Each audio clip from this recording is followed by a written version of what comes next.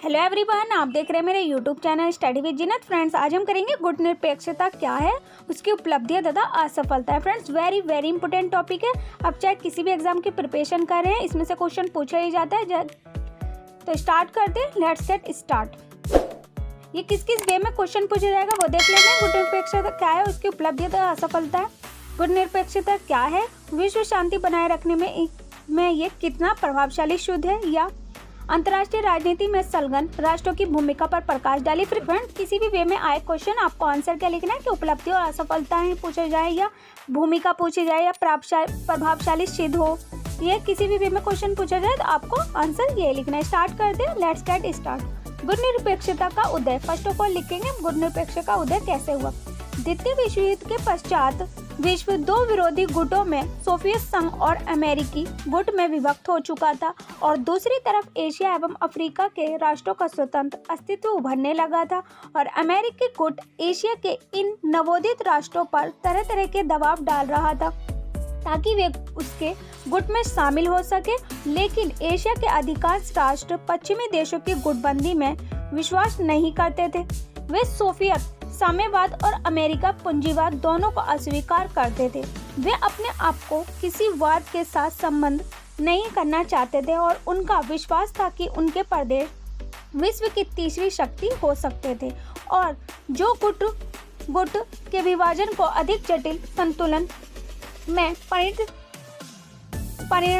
करके अंतर्राष्ट्रीय सहयोग में सहायक हो सकते थे। वे गुटों से अलग रहने की नीति अर्थात गुट निरपेक्षता एशिया के नव जागरण की प्रमुख विशेषता थी। तो क्या था कि द्वितीय विश्व युद्ध के पश्चात दो विरोधी गुट थे। वो कौन से थे दो गुट? सोवियत संघ और अमेरिका। फ्रेंड्स, जो सोवियत संघ थे, सोवियत संघ साम्यवादी व्यवस्था को मानते थे और अमेरिका पूंजीवादी व्यवस्था को मानते थे, और इनमें वाद विवाद चलता रहा। के साथ संबंध नहीं करना चाहते थे, और उनके प्रदेश भी विश्व की तीसरी शक्ति को चाहते थे, और ये दोनों ही देश विश्व की तीसरी शक्ति को चाहते थे। और गुट निरपेक्षता एशिया के नवजागरण की प्रमुख विशेषता थी। सन 1947 में स्वतंत्र होने के उपरांत भारत ने इस नीति का पालन शुरू किया। उसके बाद एशिया के अनेक देशों ने इस नीति में अपनी आस्था व्यक्त की। जैसे जैसे अफ्रीका के देश स्वतंत्र होते गए, वैसे वैसे उन्होंने भी इस नीति का अवलंबन करना शुरू किया, और भारत में प्रधानमंत्री पंडित जवाहरलाल नेहरू, मिस्र के राष्ट्रपति नासिर तथा यूगोस्लाविया के मार्शल टीटो ने तीसरी शक्ति की इस धारणा को काफी मजबूत बनाया, और सन 1961 में गुट निरपेक्षता के 3 कर्णधारों पंडित जवाहरलाल नेहरू, नासिर और टीटो ने इसके 5 आधार स्वीकार किए। सन 1947 में क्या किया कि स्वतंत्र होने के उपरांत भारत ने इस नीति का पालन करना शुरू कर दिया, और पंडित जवाहरलाल नेहरू, मिस्र के राष्ट्रपति नासिर और यूगोस्लाविया के मार्शल टीटो तीसरी शक्ति की धारणा को काफी मजबूत बनाया इन्होंने। और गुट निरपेक्षता 1961 में इन्होंने 3 कर्णधारों को पंडित जवाहरलाल नेहरू, नासिर और टीटो इसके 5 आधार स्वीकार किए। फर्स्ट, सदस्य देश स्वतंत्र नीति पर चलते रहे। सदस्य देश उपनिवेशीवाद का विरोध करता हो। थर्ड, सदस्य देश किसी सैनिक गुट का सदस्य ना हो। फोर्थ, सदस्य देश ने किसी बड़ी शक्ति के साथ द्विपक्षीय समझौता ना किया हो। फिफ्थ, सदस्य देश ने किसी बड़ी शक्ति को अपने क्षेत्र में सैनिक अड्डा बनाने की इजाजत ना दी हो। तो फर्स्ट क्या था कि सदस्य देश स्वतंत्र नीति पर चलता रहे और उपनिवेशी का विरोध करता हो, और सदस्य देश ही सैनिक गुट का सदस्य ना हो, और सदस्य देश ही किसी बड़ी शक्ति के साथ द्विपक्षीय समझौता ना किया हो, और बड़ी शक्ति को अपने क्षेत्र में सैनिक अड्डा बनाने की इजाजत ना दी हो। नेक्स्ट देखते हैं गुट निरपेक्षता का अर्थ एवं परिभाषा। गुट निरपेक्षता का अर्थ क्या है? गुट निरपेक्षता ये शब्द शायद पंडित जवाहरलाल नेहरू ने गाड़ा था। जो गुट निरपेक्षता था, इसका अर्थ पंडित जवाहरलाल नेहरू गाड़ा था, और वे भी इससे बहुत प्रसन्न नहीं थे, जो पंडित जवाहरलाल नेहरू, क्योंकि इस शब्द में प्रकट निषेधात्मक ध्वनि है, और गुट निरपेक्षता को अप्रतिद्वंदता, असमर्पकता और सकारात्मक तटस्थता, गतिशील तटस्थता, स्वतंत्र और सक्रिय नीति और शांतिपूर्ण सक्रिय से अस्तित्व भी कहा जाता था। गुट निरपेक्ष को क्या क्या कहा जाता था? अप्रतिद्वंदता, असंप्रकता, सकारात्मकता, तटस्थता, गतिशील तटस्थता, स्वतंत्र और सक्रिय नीति और शांतिपूर्ण सक्रिय स्थिति भी कहा जाता था। किसे? गुटनिरपेक्षता को। वास्तव में गुटनिरपेक्षता अथवा तटस्थता की नीति का अभिप्राय अंतर्राष्ट्रीय मामलों में सैनिक संधियों से न बांधना तथा किसी शक्ति या गुट का समर्थन न करते हुए गुण दोष के आधार पर अंतर्राष्ट्रीय मामलों पर अपने विचार प्रकट करना है। और दूसरे शब्दों में ये कहा जा सकता है कि गुटनिरपेक्षता या तटस्थता की नीति विश्व समस्याओं के प्रति तटस्थ भाव नहीं है, वरन ये किसी देश की आंतरिक एवं विदेशी नीतियों का एक समन्वय है, जिसका उद्देश्य राष्ट्रीय एकता की रक्षा करते हुए विश्व के विरोधी गुटों के किसी सैनिक संगठन में न बांधते हुए अपने राष्ट्रीय हितों की वृद्धि करना तथा मानव अधिकारों का समर्थन करना है। तो वास्तव में गुटनिरपेक्षता का क्या फर्क था कि गुटनिरपेक्षता तटस्थता की नीति विश्व समस्याओं के प्रति तटस्थ भाव नहीं है और विश्व के विरोधी गुटों के किसी सैनिक संगठन न बांधते हुए अपने राष्ट्रीय हितों की वृद्धि करना और मानव अधिकारों का समर्थन करना था। नेक्स्ट पॉइंट है, आई होप फ्रेंड्स यह टॉपिक अच्छे से क्लियर होगा कि गुटनिरपेक्षता क्या है और इसे किस किस नामों से जाना जाता है। और नेक्स्ट देखते हैं, पहले विद्वान देख लेते हैं। इस विद्वान ने क्या लिखा? जॉर्ज लिस्का के अनुसार किसी विवाद के संदर्भ में जानते हुए कि कौन सही और कौन गलत है, किसी का पक्ष नहीं, पक्ष लेना तटस्थता है, और किंतु गुटनिरपेक्षता का अभिप्राय सही और गलत में विभेद करते हुए सदैव सही का समर्थन करना है। ये किसके अनुसार? जॉर्ज लिस्का के अनुसार। कि ये विकल्प सही नहीं था कि किसका विचार जो है वो सही है और किसका गलत है, तो ये क्या तटस्थता है। नेक्स्ट पॉइंट है, संक्षेप में गुटनिरपेक्षता का स्पष्ट अभिप्राय है कि किसी देश के साथ सैनिक गुटबंदी में सम्मिलित ना हो, पश्चिमी या पूर्वी तटों के किसी भी विशेष देश के साथ सैनिक दृष्टि से ना बांधना और हर प्रकार की आक्रामक संधि से दूर रहना, शीत युद्ध से पृथक रहना और राष्ट्रीय हित का ध्यान रखते हुए नियोजित पक्ष में अपनी विदेशी नीति का संचालन करना है। कि गुटनिरपेक्षता का स्पष्ट अर्थ है कि हर प्रकार की आक्रामक संधि से दूर रहना और शीत युद्ध से पृथक रहना, राष्ट्रीय हित का ध्यान रखते हुए नियोजित पक्ष में अपनी विदेशी नीति का संचालन करना है। नेक्स्ट पॉइंट है, गुटनिरपेक्षता को प्रोत्साहन देने वाले कारक। द्वितीय विश्व युद्ध के पश्चात गुटनिरपेक्षता के लिए निम्नलिखित कारक उत्तरदायी है। फर्स्ट है शीत युद्ध। शीत युद्ध के वातावरण में नव स्वतंत्र राष्ट्रों ने किसी भी पक्ष का समर्थन न करके पृथक रहने का निर्णय किया और शीत युद्ध से पृथक रहने की नीति ही आगे चलकर गुटनिरपेक्षता के नाम से जाने लगी। तो शीत युद्ध क्या कि शीत युद्ध वातावरण में नव स्वतंत्र राष्ट्रों में से किसी पक्ष का समर्थन न करके और शीत युद्ध से पृथक रहने की नीति ही आगे चलकर गुटनिरपेक्षता के नाम से जाने लगी। सेकेंड पॉइंट है, मनोवैज्ञानिक विवशता। नवोदित राष्ट्रों के गुटनिरपेक्षता की नीति अपनाने का दूसरा कारण एक भावात्मक और मनोवैज्ञानिक विवशता थी, और वे ये कि वे न केवल औपचारिक अर्थ में स्वतंत्र हो बल्कि शक्तियों के प्रभुत्व या प्रभाव के अवशेषों से एकदम मुक्त प्रतीत भी हो। तो सेकंड क्या था कि मनोवैज्ञानिक विवशता कि गुटनिरपेक्षता की नीति अपनाने का दूसरा कारण यह था कि एक भावात्मक और मनोवैज्ञानिक में औपचारिक अर्थ में स्वतंत्र हो और शक्तियों के प्रभुत्व या प्रभाव के अवशेषों से एकदम मुक्त प्रतीत भी हो। थर्ड है, सैनिक गुटों से पृथक रहना। एशिया अफ्रीका के अनेक स्वतंत्र राष्ट्र किसी भी सैनिक गुट में फंस जाने के पक्ष में नहीं थे, क्योंकि वे अपनी समस्या किसी सैनिक गुट के हस्तक्षेप से नहीं सुलझाना चाहते थे। थर्ड पॉइंट है कि सैनिक गुटों से पृथक रहना कि एशिया अफ्रीका के अनेक स्वतंत्र राष्ट्र किसी भी सैनिक गुट में फंस जाने के पक्ष में नहीं थे और वे अपनी समस्या किसी भी सैनिक गुट के हस्तक्षेप से नहीं सुलझाना चाहते थे। फोर्थ पॉइंट है, अपनी पहचान कायम रखना।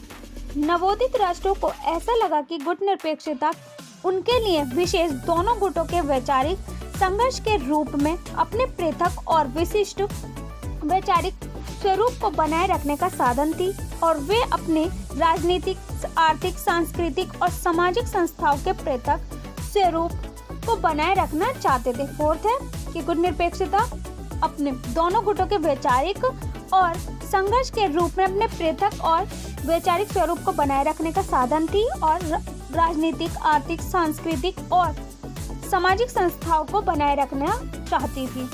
फिफ्थ है स्वतंत्र विदेश नीति की कामना। स्वतंत्र विदेश नीति की कामना। नवोदित एशिया और अफ्रीका के राष्ट्र गुटनिरपेक्षता की नीति के माध्यम से अपने को स्वतंत्र शक्ति के रूप में स्थापित करना चाहते थे और गुटनिरपेक्षता की विदेशी नीति के फलस्वरूप आज ये किसी बड़ी शक्ति के इशारों पर नाचने के लिए बाध्य नहीं है। तो फिफ्थ पॉइंट क्या हुआ? तो गुटनिरपेक्षता की नीति के माध्यम से अपने स्वतंत्र शक्ति के रूप में स्थापित करना चाहते थे और गुटनिरपेक्षता फलस्वरूप आज ये किसी बड़ी शक्ति के इशारों पर वे नाचने के लिए बाध्य नहीं है। सिक्स्थ है आर्थिक कारक। आर्थिक कारक है गुटनिरपेक्षता का एक अन्य आधार आर्थिक है। प्राय सभी गुटनिरपेक्ष देश आर्थिक दृष्टि से पिछड़े हुए थे और उनका रहन सहन का स्तर निम्न था। अतः उन्होंने अपनी विदेशी नीति को ऐसा मोड़ दिया था कि उन्हें जहां से भी कोई शर्त रखे और बगैर आर्थिक सहायता मिल जाए या क्योंकि उन्हें उसकी सतत आवश्यकता। गुटनिरपेक्ष देश आर्थिक दृष्टि से पिछड़े हुए थे और उनका रहन सहन का स्तर निम्न था और अपनी विदेशी नीति को ऐसा मोड़ दिया कि जहां से भी कोई शर्तें रखे और आर्थिक सहायता मिल सकती हो तो यह मिल जाए क्योंकि उन्हें उसकी सतत आवश्यकता थी। अब देखते हैं असफलताएं, उपलब्धियां। गुटनिरपेक्ष आंदोलन की उपलब्धियां, सफलताएं अथवा अंतर्राष्ट्रीय राजनीति में गुटनिरपेक्ष आंदोलन की भूमिका। गुटनिरपेक्ष आंदोलन की उपलब्धियां, सफलताओं या भूमिका को निम्न प्रकार स्पष्ट कर सकते हैं। फर्स्ट है निशस्त्रीकरण में योगदान। निशस्त्रीकरण और सशस्त्र नियंत्रण के लिए बातचीत करने में गुटनिरपेक्ष देशों ने जो भूमिका निभाई उसमें उन्हें एकदम सफलता तो नहीं मिली, बल्कि लोगों को ये नहीं भूलने दिया कि विश्व शांति को बढ़ावा देने की सारी चर्चा के सामने अस्त्र शस्त्र बढ़ाने की बेलगाम दौड़ कितनी खतरनाक है। निशस्त्रीकरण में योगदान किया कि निशस्त्रीकरण और शस्त्र नियंत्रण के लिए बातचीत करने में गुटनिरपेक्ष देशों ने जो भूमिका निभाई उसमें उन्हें सफलता तो नहीं मिली, बल्कि उन्हें भूलने नहीं दिया और विश्व शांति को बढ़ावा देने के लिए सारी चर्चा के सामने अस्त्र शस्त्र बढ़ाने की बेलगाम दौड़ कितनी खतरनाक है। सेकंड पॉइंट है स्वतंत्र वातावरण का निर्माण। नवोदित कमजोर राष्ट्रों को महाशक्तियों के चंगुल से निकालकर उन्हें स्वतंत्रता के वातावरण में अपना अस्तित्व बनाए रखना अवसर गुटनिरपेक्षता ने प्रदान किया। कमजोर राष्ट्रों को महाशक्तियों के चंगुल से बचाने के लिए स्वतंत्रता के वातावरण में अपना अस्तित्व बनाए रखने का अवसर गुटनिरपेक्षता ने प्रदान किया। थर्ड पॉइंट है अपना राष्ट्रीय ढांचा विकसित करना। अपना राष्ट्रीय ढांचा विकसित करना। गुटनिरपेक्ष देश की उपलब्धियों में एक बड़ी उपलब्धि ये है कि उन्होंने अमेरिका और सोवियत संघ के आदर्शों को अपने ऊपर थोपे जाने का विरोध किया और अपनी राष्ट्रीय प्रकृति के अनुसार विकास के अपने राष्ट्रीय ढांचों और पद्धतियों का आविष्कार किया। गुटनिरपेक्षता ने उपलब्धियों में एक बड़ी उपलब्धि ये की कि अमेरिका और सोवियत संघ के आदर्शों को अपने ऊपर थोपे जाने पर अपनी राष्ट्रीय प्रकृति के अनुसार विकास के अपने राष्ट्रीय ढांचों और पद्धतियों का आविष्कार किया। संयुक्त राष्ट्र संघ के स्वरूप को रूपांतरित करना। गुटनिरपेक्ष राष्ट्रों ने संयुक्त राष्ट्र संघ को छोटे राष्ट्रों के बीच शांति कायम रखने वाले संगठन से ऐसे संगठन में रूपांतरित करने में सहायता दी जिससे छोटे राष्ट्र बड़े राष्ट्रों पर कुछ नियंत्रण रख सके और संयुक्त राष्ट्र संघ महासभा की भूमिका का महत्व बढ़ा दिया और जिसमें सभी सदस्यों का बराबर प्रतिनिधित्व होता है और सुरक्षा परिषद की भूमिका को कम कर दिया। तो गुटनिरपेक्षता ने छोटे बड़े राष्ट्र पर नियंत्रण रख सके और संयुक्त राष्ट्र महासभा की भूमिका का महत्व बढ़ाने के लिए सदस्यों का बराबर प्रतिनिधित्व होता रहा और सुरक्षा परिषद की भूमिका को कम कर दिया। नेक्स्ट पॉइंट है फिफ्थ अविकसित राष्ट्रों के मध्य आर्थिक सहयोग की बुनियाद। गुटनिरपेक्ष राष्ट्रों को अविकसित राष्ट्रों के मध्य आर्थिक सहयोग की बुनियाद रखने में असफलता मिली है। कोलंबो शिखर सम्मेलन में तो एक आर्थिक घोषणा पत्र स्वीकार किया गया और मुख्य आधार यह था कि गुटनिरपेक्ष राष्ट्रों के बीच अधिकाधिक आर्थिक सहयोग हो और इस आर्थिक सहयोग के लिए प्रत्येक संभव प्रयत्न किया जाए। कि गुटनिरपेक्ष राष्ट्रों को अविकसित राष्ट्रों के मध्य आर्थिक सहयोग की बुनियादें रखने में सफलता मिली और गुटनिरपेक्ष राष्ट्रों के बीच अधिकाधिक आर्थिक और सहयोग हो और आर्थिक सहयोग के लिए प्रत्येक संभव प्रयत्न किया जाए। 6 पॉइंट है शीत युद्ध को तनाव शैथिल्य में बदलना। शीत युद्ध को तनाव शैथिल्य देदांत की स्थिति में लाने का श्रेय गुटनिरपेक्ष आंदोलन को ही जाता है। नेक्स्ट पॉइंट है शीत युद्ध को शस्त्र युद्ध में परिणत होने से रोकना। शीत युद्ध को शस्त्र युद्ध में परिणत होने से रोकना। गुटनिरपेक्ष देशों ने दोनों गुटों के बीच सद्भावना और संपर्क के माध्यम का काम किया तथा दोनों पक्षों के बीच खालियां और गलतफहमियां दूर रखकर इसे शस्त्र युद्ध में बदलने से रोक दिया। गुटनिरपेक्ष ने दोनों देशों के गुट के बीच सद्भावना और संपर्क के माध्यम का काम किया और दोनों की गलतफहमी को दूर करने के लिए सशस्त्र युद्ध में बदलने से रोक दिया। 8 है विश्व राजनीति में संघर्ष को टालना। गुटनिरपेक्षता की सबसे बड़ी उपलब्धि ये रही है कि उसके प्रभाव से विश्व के कुछ विकट संघर्ष टल गए और उनकी तीव्रता कम हो गई या फिर उनका समाधान हो गया और तीसरा विश्व युद्ध नहीं छिड़ा। इसके साथ साथ अविकसित तथा विकासशील देशों को शांतिपूर्ण मार्ग पर चलने की प्रेरणा दी और इस प्रकार उसने अंतर्राष्ट्रीय नीति को स्थिर रूप से देने में योगदान दिया।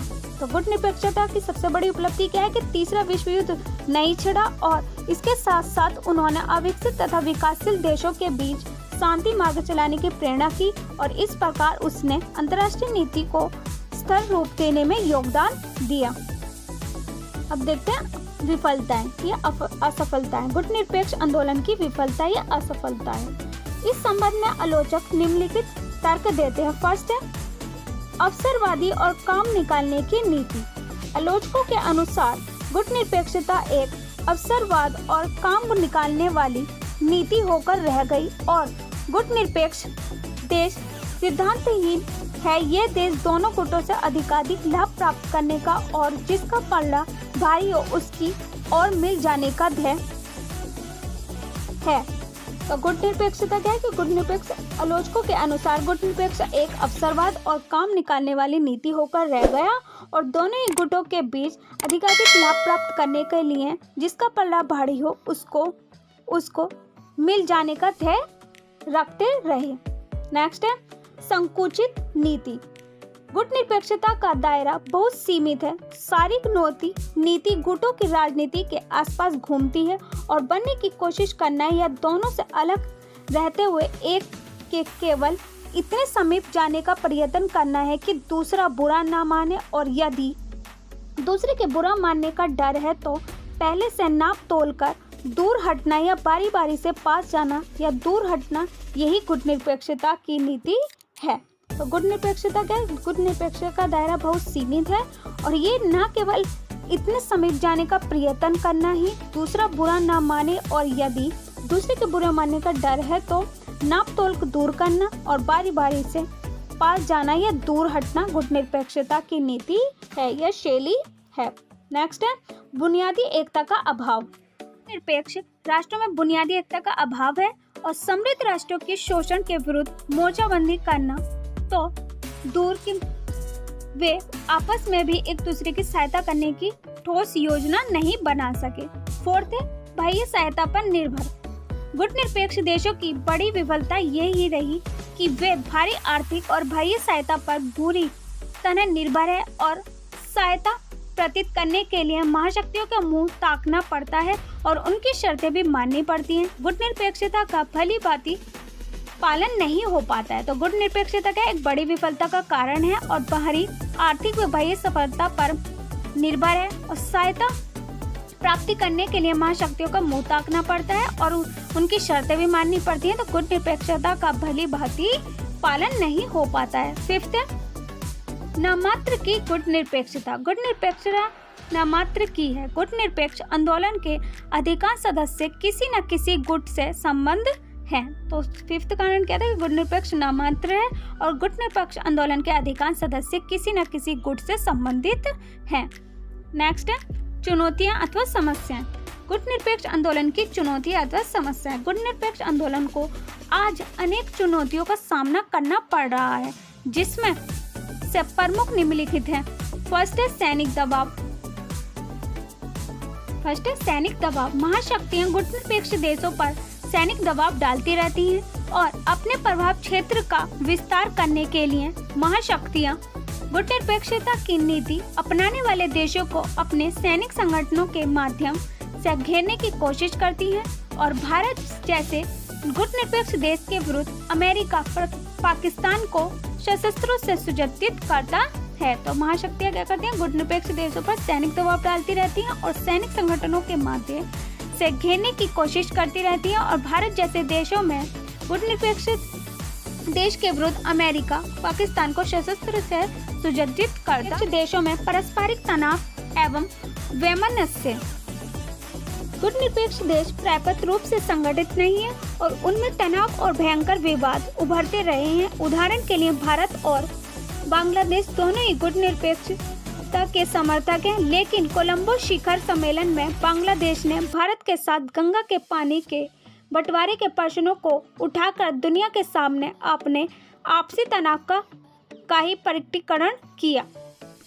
गुट निरपेक्ष देश पर्याप्त रूप से संगठित नहीं है और गुट निरपेक्ष समर्थक है, लेकिन कोलंबो शिखर सम्मेलन में बांग्लादेश ने भारत के साथ गंगा के पानी को बंटवारे के प्रश्न उठाकर दुनिया के सामने अपनी आपसी तनाव का ही प्रकटीकरण किया। थर्ड है गुट निरपेक्ष देशों में अस्थिरता उत्पन्न करना।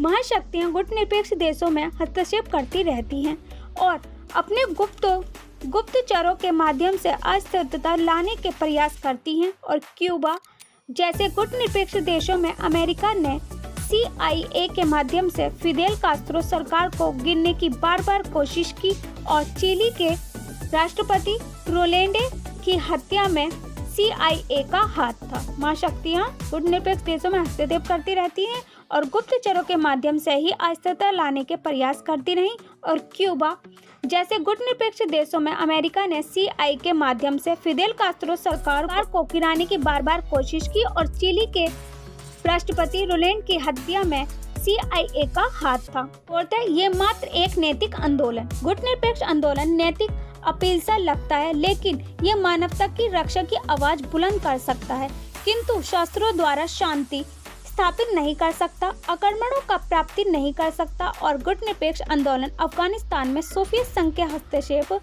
की प्रत्यक्ष भर्त्सना नहीं कर सकता। तो गुट निरपेक्ष एक नैतिक अपील सा लगता है, लेकिन गुट निरपेक्ष आंदोलन अफगानिस्तान में सोवियत संघ के हस्तक्षेप में प्रत्यक्ष भर्त्सना नहीं कर सका।